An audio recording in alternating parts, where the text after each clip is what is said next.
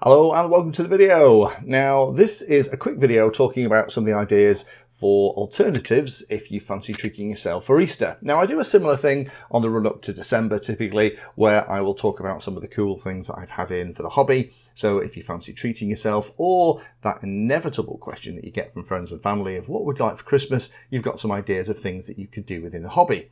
Now we're on the run up to Easter, and some of you may be looking forward, particularly in the Northern Hemisphere, to the longer, calmer, sunny days out there doing flying and having lots and lots of fun.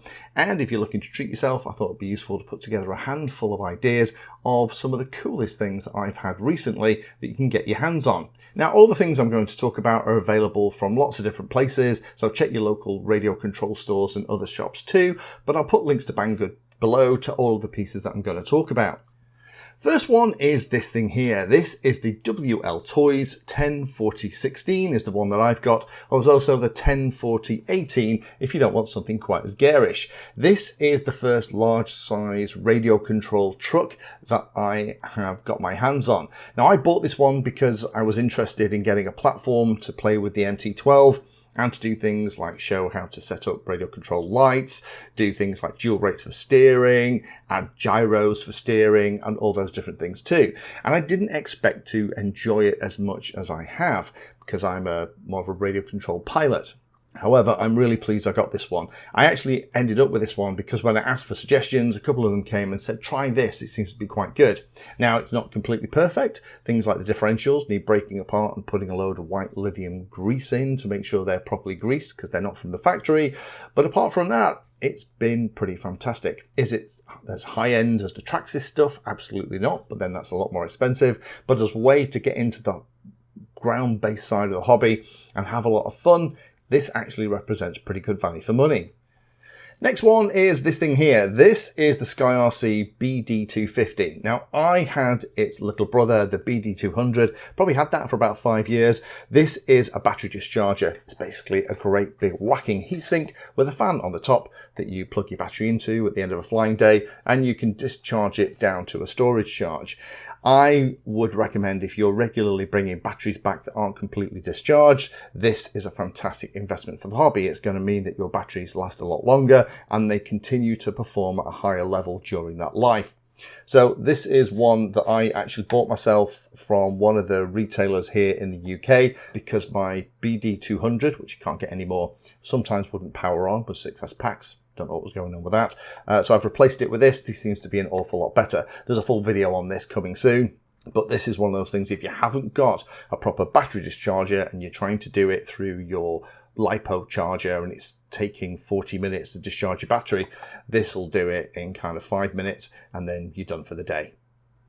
Next ideas then are both quad based. This is the first one. This little thing here that looks like it's been run over by a car. No, this is just in kind of the storage mode. This is actually the Darwin Fold Ape. Now, I like DarwinFPV. I like the way that they are trying to put things into market that don't cost an absolute fortune.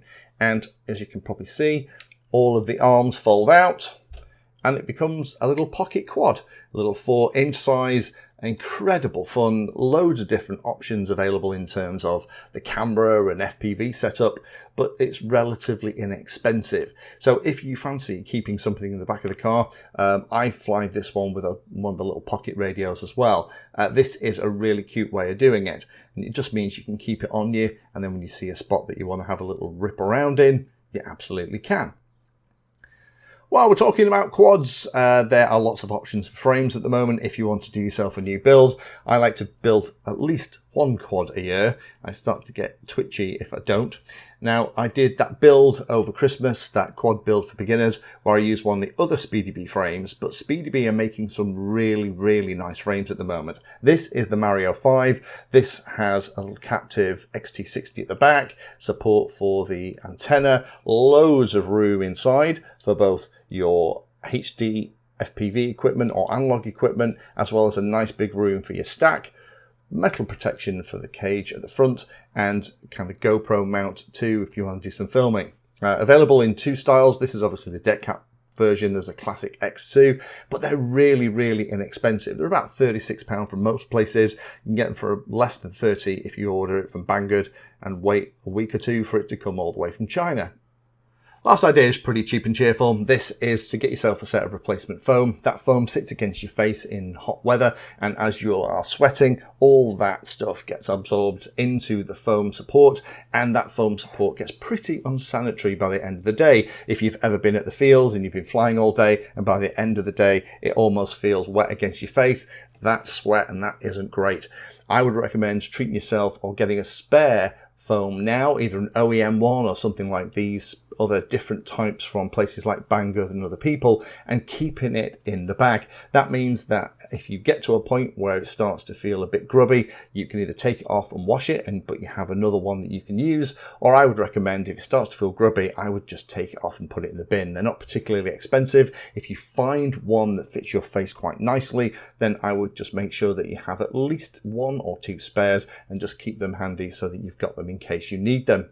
So those are kind of 5 quick ideas for alternative Easter eggs. Hopefully that's useful. If you have any cool ideas that we should also be thinking about if we want to treat ourselves in this spring coming into summer here in the Northern Hemisphere, then do pop a comment down below. Thank you for watching my video. Check out the playlist, and adding Pedantry 60 to your search terms will help you find my content. If you haven't done so already, please hit the like and subscribe button. It helps a lot. You can support the time I spend here answering questions and helping others by using the links in the video description.